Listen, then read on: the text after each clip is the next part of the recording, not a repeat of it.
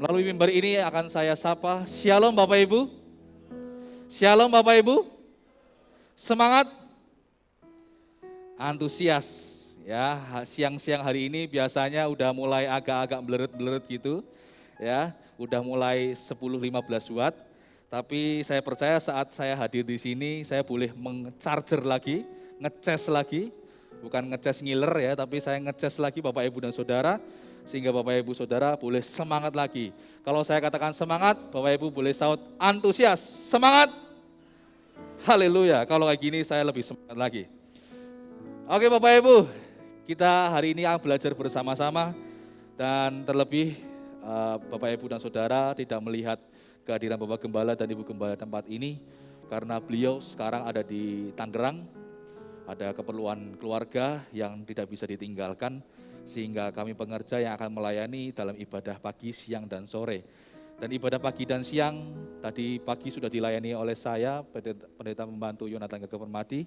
Dan ibadah nanti sore juga akan dilayani oleh pendeta pembantu Nehemia Teguh Trimulyo, rekan saya. Dan kita masih belajar tentang hal yang sama, yaitu tentang Roh Kudus di bulan Juni. Kita masih belajar tentang Roh Kudus. Di dalam kehidupan manusia, membangun sebuah hubungan atau relasi kepada orang lain tentu membutuhkan seseorang untuk melakukan sebuah perkenalan lebih dalam. Ya. Bapak, Ibu, dan Saudara, saya bisa mengenal Adi, saya bisa mengenal Pak Adi Elsida, saya bisa mengenal Om Tejo, saya bisa mengenal Indra, saya bisa mengenal Pak Oki, saya bisa mengenal Evrina. Dan semua jemaat yang di sini saya rata-rata sudah mengenalnya. Dan semua saya perkenalan itu, saya jauh lebih dalam, saya mengerti Bapak, Ibu, dan Saudara. Saya bisa mengenal sampai rumah-rumah alamatnya saya tahu. Karena dibutuhkan seseorang. Kita hidup sebagai manusia tidak jauh dari namanya orang lain gitu ya, karena hidup kita adalah makhluk sosial, saling membantu sama lain. Nggak bisa dikatakan bahwa kita mau kenal seseorang hanya kenalan sendiri, tidak bisa membutuhkan orang lain untuk membantu kita mengenali seseorang. Misalnya gini Bapak Ibu, kita nggak bisa mengenali seseorang tanpa ada seseorang, ya. Masa kita mau kenalan? Nama kamu siapa? Nama saya Nathan. Nama kamu siapa? Nama saya Jojo. Kalau disatuin namanya Jonathan. Gak bisa seperti itu Bapak Ibu. Tapi kita membutuhkan seseorang untuk mengenal satu sama lain. Untuk mengenal lebih dalam, mengerti lebih dalam di mana alamatnya, di mana tempat tinggalnya, di mana pekerjaannya, apakah mempunyai anak, udah menikah dan sebagainya. Ya, tentunya kita membutuhkan seseorang, katakan membutuhkan seseorang. Demikian juga dengan kehidupan kita saat kita membangun iman percaya kita kepada Tuhan. Tentunya juga dibutuhkan seseorang pribadi yang membantu kita untuk mengenalnya, yaitu siapa? Tuhan Yesus Kristus. Kita membutuhkan pribadi yang membantu kita untuk mengenal pribadi Tuhan Yesus Kristus. Gak bisa kita mengenali Tuhan Yesus secara pemikiran kita, gak bisa kita mengenali Tuhan Yesus dengan pengetahuan kita. Dan pertanyaannya, pribadi atau seseorang yang membantu kita untuk mengenal lebih dalam, itu bisa dikatakan sedang berperan. Menurut KBBI, berperan diartikan sebagai, ya, bermain sebagai. Misal contoh, saya sama Nehem, ya, Nehem berperan sebagai kerabatnya Amel, ya. Nehem bertindak sebagai kerabatnya Adi. Jadi berperan itu adalah bermain sebagai, seseorang itu bermain sebagai siapa? Nah, pribadi siapakah yang berperan bertugas membantu kita mengenali Tuhan Yesus Kristus?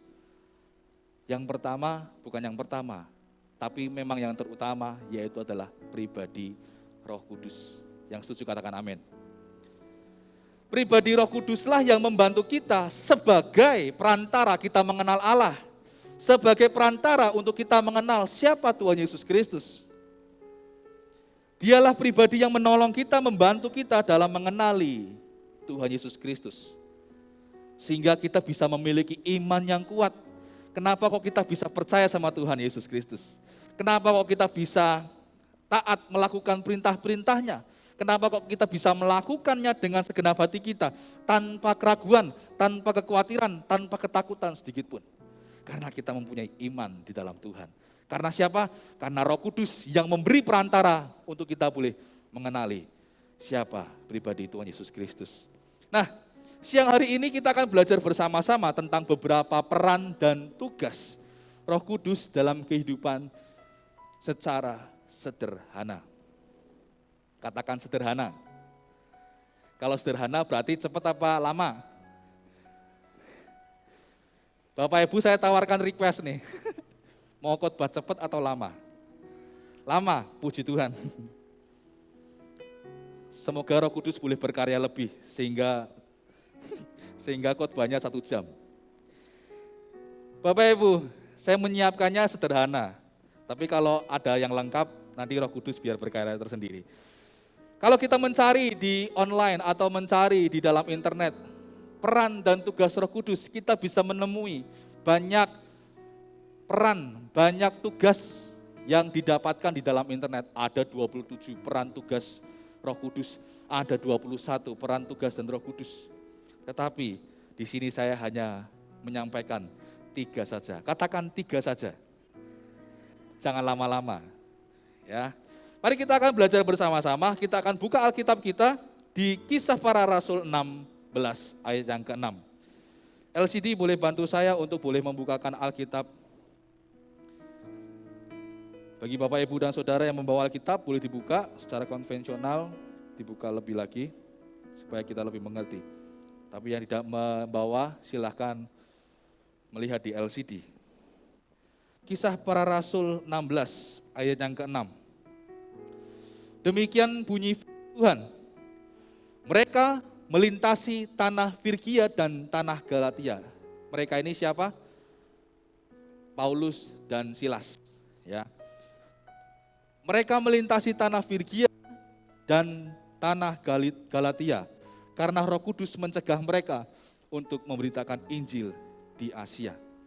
Bapak Ibu, sebelum kita masuk lebih dalam, memberitakan kabar baik atau memberitakan kabar Injil itu baik apa enggak? Baik ya. Minta tolong ayatnya ditampilin lagi. Memberitakan Injil itu sebuah kebaikan dan itu sebuah keharusan karena itu amanat agung. Ya.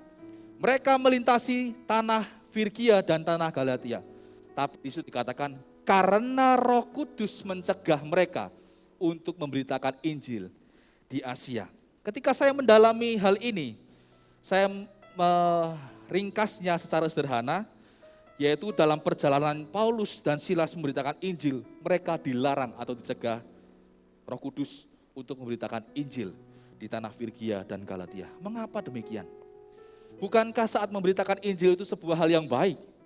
Tapi kalau kita belajar lebih dalam, karena di tanah Frigia dan Galatia, sepenuhnya penduduknya, mereka belum siap menerima Injil atau belum membutuhkan Injil. Sehingga Roh Kudus mencegah mereka untuk jangan ke Frigia, jangan ke Galatia. Dan akhirnya di ayat selanjutnya, ayat yang terakhir, akhirnya Paulus dan Silas ini berhenti di Makedonia. Karena Makedonia adalah daerah atau warganya yang membutuhkan, yang sangat membutuhkan Injil. Kadangkala kita juga diperhadapkan pada situasi yang sama Bapak Ibu. Kalau Paulus dan Silas ini diperhadapkan dengan, ketika mereka memberitakan Injil, situasi yang sama ketika Paulus memberitakan Injil, sedangkan kita diperhadapkan dengan keinginan-keinginan yang belum tentu berguna dan bermanfaat untuk kehidupan kita.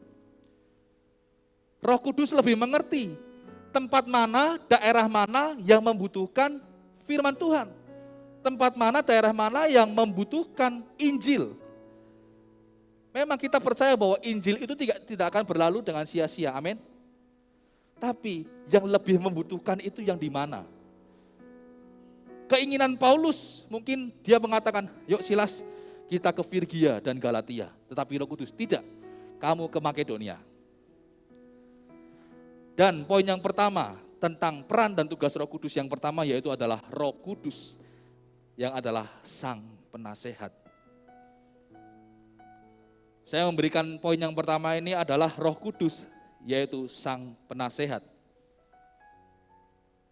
Akan lebih jauh bermanfaat ketika nasihat itu bertentangan namun berefek menjadi berkat. Misalnya gini Bapak Ibu, apa yang kita inginkan akan jauh lebih bermanfaat dan akan menjadi berkat jika kita menggunakannya dengan baik. Misal ya contoh. Di gereja Bapak Ibu melihat parkir mobil BMW ya, BMW warna putih deh. Ya, saya pinjam mobilnya Om Tejo, diparkir di sini, dikasihkan kepada saya. Saya udah punya mobil BMW putih, plat nomornya bagus, tapi saya punya uang, saya mau beli mobil lagi. Tetapi Kudus bilang, tidak, akan lebih berguna uangmu tabung buat kamu nikah, karena nikah sekarang udah gak murah lagi, nikah mahal. Nah itulah tugas dan peran Roh Kudus, memberikan nasihat kepada kita. Supaya apa? Supaya apa keinginan kita ini enggak berlalu sia-sia, enggak menjadi mubazir. Supaya apa yang kita inginkan ini Roh Kudus tangkap, supaya juga boleh menjadi berkat. Amin Bapak Ibu. Jauh lebih bermanfaat ketika nasihat itu bertentangan. Aku enggak mau Roh Kudus, aku pengennya tambah mobil. Enggak, kamu donasi, gereja pengen dibangun lebih luas lagi karena jemaatnya udah enggak muat lagi. Kamu tanam, kamu kasih persembahan untuk gereja. Tapi aku pengen mobil lagi, itu lebih baru. Ora bisa, kamu taruh ini, kasihkan ke gereja. Mungkin bertentangan dengan keinginan kita berontak, enggak mau Roh Kudus. Tetapi kita lihat efeknya saat kita menanggalkan keinginan kita, lebih menuruti keinginan Roh Kudus, maka itu akan jauh lebih bermanfaat dan menjadi berkat. Berkat buat siapa? Pertanyaan itu. Berkat buat kerohanian kita. Saat keinginan kita turuti, maka keegoisanlah yang ada dalam hati kita. Wah, aku bisa beli mobil lagi. Nehem urung duwe mobil, aku wis duwe mobil loro. Lebih kepada memuaskan diri sendiri. Tapi ketika kita mengutamakan bahwa keinginan kita tanggalkan dan mengutamakan keinginan Roh Kudus, maka itu jelas akan membangun kerohanian kita lebih lagi Bapak Ibu. Kita akan lebih semakin dibukakan, dicelikan lagi, oh betapa baiknya Tuhan. Coba kalau aku beli mobil, gak mungkin aku gini. Coba kalau aku gitu, aku gak gini. Pasti ada efeknya. Mungkin hati kita berontak, tapi yuk saat ini kita belajar bahwa peran dan tugas Roh Kudus yaitu memberikan nasihat kepada setiap kita. Yuk kita mari di sisi lain menjadi berkat buat kehidupan kerohanian kita. Kita semakin didewasakan, kita semakin diubahkan, kita semakin dikikis untuk kita menjadi orang yang berkenan di hadapan Tuhan. Dan terlebih juga kita akan menjadi berkat buat orang yang membutuhkan.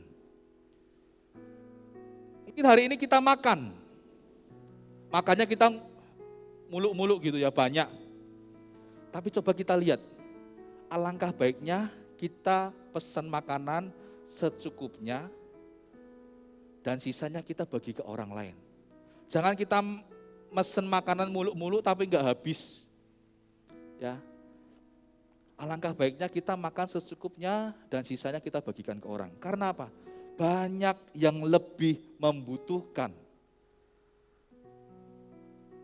Mungkin hanya 1-2 bungkus atau 5 bungkus kita bagikan ke orang yang lewat atau kita melewati seseorang. Ya. itu akan jauh lebih bermanfaat dan menjadi berkat bagi orang yang membutuhkan. Dan inilah peran dan tugas Roh Kudus yang pertama. Haleluya.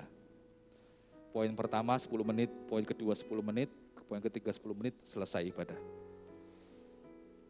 Dan yang kedua Bapak Ibu, yang pertama Roh Kudus adalah Sang Penasehat.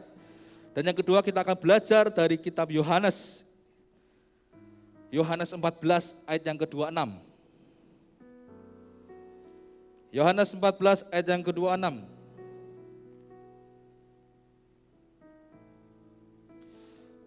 Berbunyi demikian, tetapi penghibur yaitu Roh Kudus yang akan diutus oleh Bapa dalam namaku.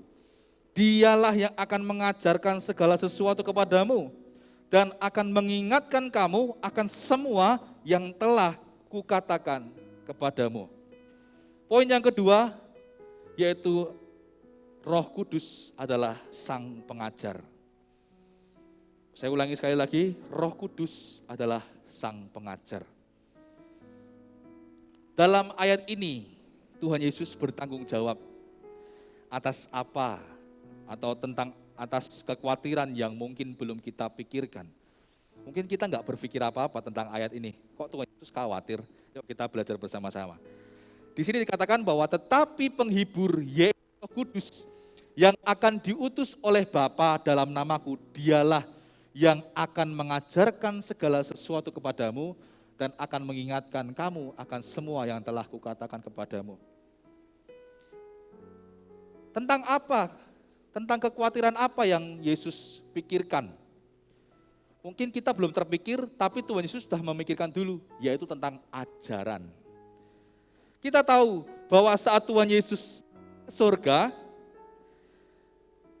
dengan murid-muridnya yang hanya mengerti atau memahami firman Tuhan, mengertinya cuma hanya 3,5 tahun.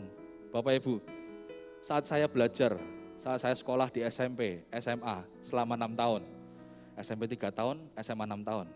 Saya ambil contoh SMP aja 3 tahun.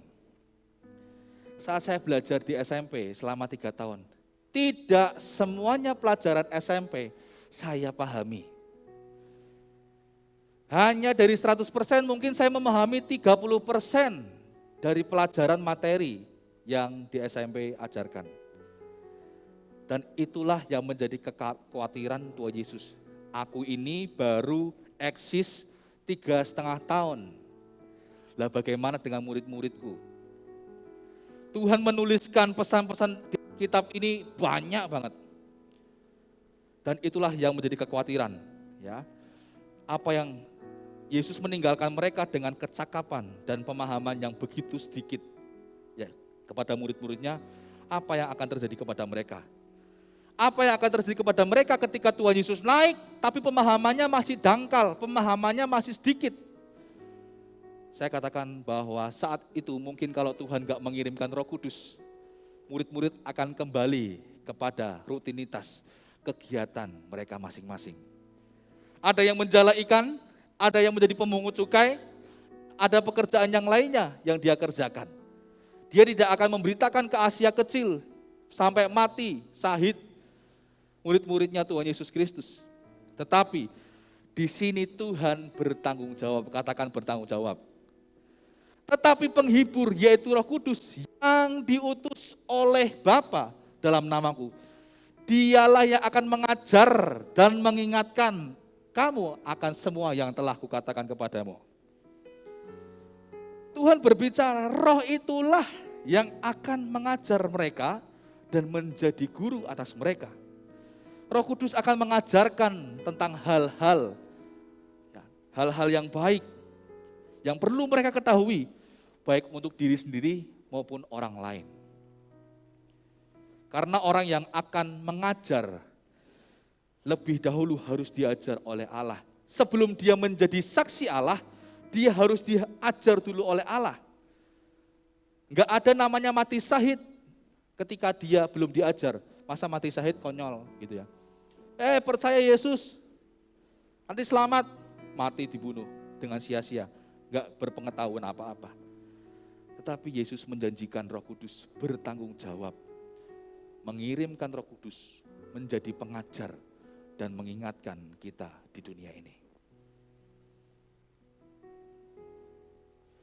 Semua orang pasti pernah mengalami namanya bangku sekolah. Roh Kudus Sang Pengajar ini dicontohkan sebagai saya sebagai guru di SMP Tegal, ya SMP Atmaja Wacana Tegal. Rata-rata materi yang diajarkan itu hanya itu saja. Kelas 7 paling kita belajar tentang norma-norma, tentang kemerdekaan bangsa Indonesia, tentang organisasi sebelum kemerdekaan Indonesia, terus tentang Sumpah Pemuda, ya.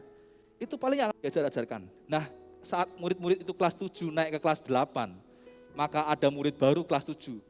Maka itu juga yang akan diajarkan, norma-norma, kemerdekaan Indonesia, terus Sumpah Pemuda, ya, terus organisasi-organisasi sebelum kemerdekaan Indonesia. Kelas 7 naik ke kelas 8, kelas 7 yang baru, materinya itu lagi, norma-norma, ya kayak gitu-gitu aja. Ya. Jadi saya simpulkan bahwa Roh Kudus turun ke dunia, Roh Kudus dikirim Tuhan, diutus Tuhan untuk mengajar kita, bukan memberi pemahaman baru, bukan memberi ajaran baru, tetapi mengingatkan tentang ajaran yang sudah Yesus katakan. Di sini dikatakan bahwa dialah yang akan mengajarkan segala sesuatu kepadamu dan akan mengingatkan kamu akan semua yang telah kukatakan kepadamu. Yesus katakan kepadamu. Jadi Roh Kudus itu tugasnya hanya ngajari. Ngajari apa? Ngajari kita yang seringkali kita lupa. Seringkali kita lupa. Dan itulah yang menjadi tugas Roh Kudus sebagai pengajar. Saya sebagai guru mengajarkan kepada murid, bukan mengajarkan aljabar atau sebagainya. Tapi saya mengajarkan PPKN, mengajarkan gimana loh sejarahnya kemerdekaan Indonesia. Kelas 7 yang baru belum mengerti, diingatkan lagi. Ini loh gini, ini loh gini. Jadi tidak memberikan pemahaman baru. Yang kadangkala kita sering lupa untuk melakukannya. Siapa di sini yang sudah khatam membaca firman Tuhan? Saya baru khatam 1 kali, ya, membaca firman Tuhan dari Kejadian sampai Wahyu. Tapi bukan Kejadian terus Wahyu gitu ya, enggak. Tapi dibaca gitu. Apakah kita ingat semua yang tertulis dalam Alkitab? Tapi ada beberapa kan yang diingat.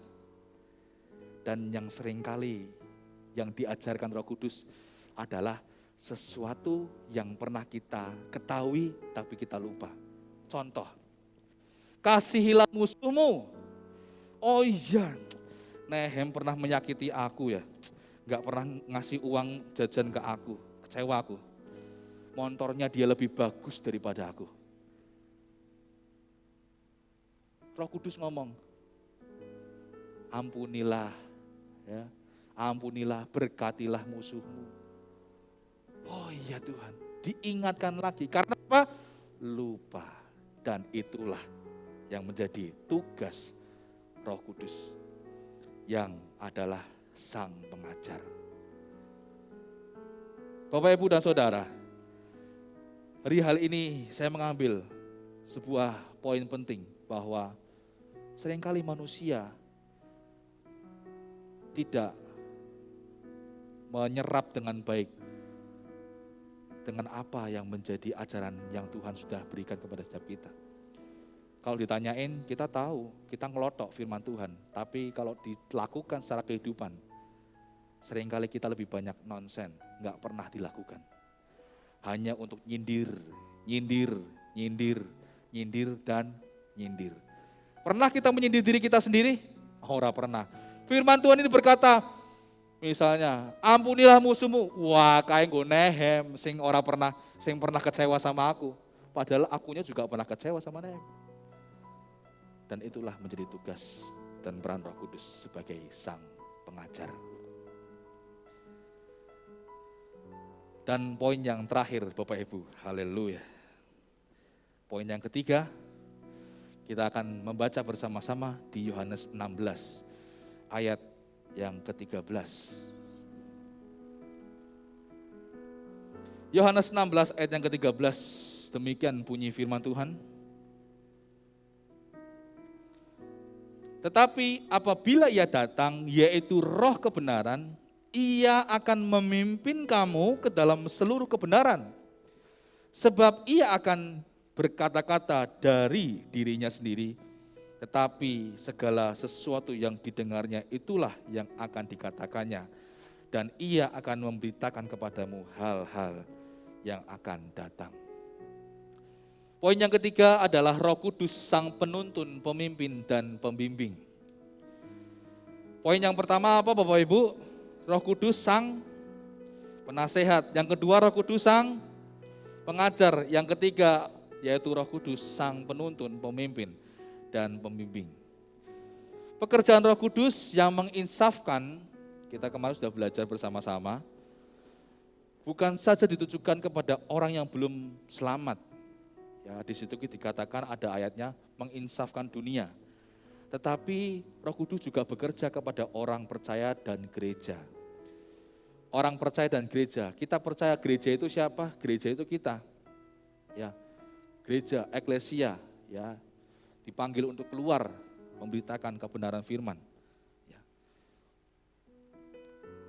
Dituntun, dipimpin, dibimbing, itu bukan sebuah hal yang mudah. Saya sebagai pengerja, pemimpin saya siapa? Om David. Pemimpin rohani saya siapa? Tuhan Yesus. Haleluya. Kadangkala dipimpin, dibimbing, dituntun, itu enggak enak. Kita enak mengajarkan, kamu gini. Oh iya. Kita mengajarkan enak, tapi kalau untuk melakukannya, belum tentu atau belum sanggup kita melakukannya. Karena ada beberapa orang yang hidupnya nggak mau dipimpin, hidupnya nggak mau dituntun, hidupnya nggak mau dibimbing, sehingga mereka keluar dari jalurnya Tuhan. Karena saat kita mau dipimpin Roh Kudus, berarti kita harus mau diajar. Kita harus mau membetulkan kesalahan yang tidak benar.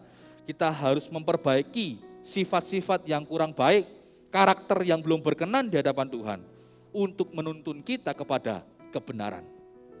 Sang kebenaran. Kita seringkali terlalu meremehkan Roh Kudus yang seringkali membawa kita kepada sang kebenaran, tapi kita enggak mempedulikannya. Karena apa?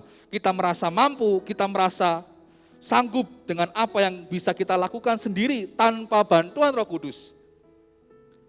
Artinya bahwa kita enggak pernah mengizinkan Roh Kudus untuk membimbing, memimpin kita. Kita percaya bahwa Roh Kudus juga adalah pribadi yang diutus Tuhan Yesus Kristus. Amin. Dia adalah pengganti wakilnya Tuhan di dunia yang mungkin gak kelihatan tapi bisa dirasakan kehadirannya untuk boleh menuntun, menyatakan kesalahan, dan dibimbing untuk kepada sang kebenaran itu.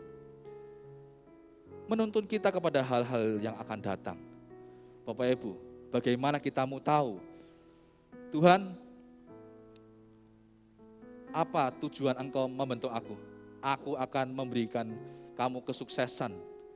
Kesuksesan apa yang Tuhan akan berikan? Ya nanti lihat aja. Nah, dari tahap kita dipanggil sampai kepada tujuan Tuhan, kita harus melalui namanya proses. Nah, bagaimana proses ini akan berjalan dengan baik kalau kita nggak mau dituntun, kita nggak mau dibimbing, kita nggak mau dipimpin, ya. Kita maunya sendiri, kita seenaknya sendiri. Lah bagaimana kita mau melihat tujuan yang Tuhan sudah berikan, future, masa depan yang Tuhan berikan. Di ayat tadi mengatakan, yang terakhir itu dikatakan bahwa, dan ia akan memberitakan kepadamu hal-hal yang akan datang. Ya, memberitakan kepadamu hal-hal yang akan datang. Artinya apa? Akan datang di sini ditulis bahasa Inggrisnya itu future, masa depan. Gimana kita mau tahu masa depan kita kalau kita aja nggak mau dipimpin, kita aja nggak mau tunduk kepada otoritas, kita nggak mau diubah, kita nggak mau dimurnikan, kita nggak mau dibimbing untuk menjadi orang-orang yang berkenan. Nah Bapak Ibu, dari kesimpulan yang saya berikan. Dari ketiga poin di atas akan berdampak atau berkuasa secara luar biasa, akan berefek, akan menjadi berkat secara luar biasa ketika kita mengalami yang namanya karya Roh Kudus. Katakan bersama-sama, karya Roh Kudus. Bapak Ibu saat ini tidak membuka hati untuk mengizinkan Roh Kudus masuk, maka Bapak Ibu dan Saudara tidak akan mengalami yang namanya Roh Kudus sebagai penasehat, yang namanya Roh Kudus sang pengajar, yang namanya Roh Kudus sebagai penuntun, pembimbing, dan pemimpin kita. Jangan berharap terlalu tinggi Bapak Ibu, untuk kita mendapatkan, berekspektasi, berharap kepada Tuhan Yesus untuk mendapatkan kuasa tersebut. Kuasa apa? Sang penasehat, sang pengajar, sang penuntun, pemimpin, dan pembimbing. Kalau kita saja hidupnya belum benar, kita nggak akan mendapat kuasa dan tampak dari Roh Kudus dalam kehidupan kita ketika kita masih enggan untuk menerima Roh Kudus masuk, memimpin hidup kita. Kita tahu dipimpin itu nggak enak, tapi percayalah Bapak Ibu, bahwa saat kita dipimpin Roh Kudus, kita akan dibawa kepada sang kebenaran. Amin. Dan percayalah, pandanglah ini sebagai sebuah kebaikan Tuhan. Kita lihat secara mata rohani kita, mata iman kita, bahwa saat kita dibimbing Roh Kudus, maka Roh Kudus akan berniat membawa kita kepada kebenaran-kebenaran yang lain yang Tuhan akan sediakan di depan sana. Dan kita masih enggan untuk mengakui peran dan Roh Kudus yang sudah Tuhan Yesus berikan kepada kita.